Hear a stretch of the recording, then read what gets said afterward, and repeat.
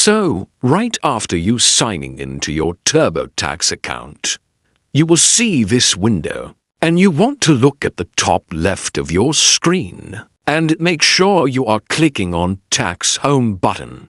After that, you want to scroll all the way down, and you will see this, your tax return and documents. And you want to click on them, which will open up this window, and on top of it you can choose on which year you want to see or view your tax return, and after you choose the year, you can do amend.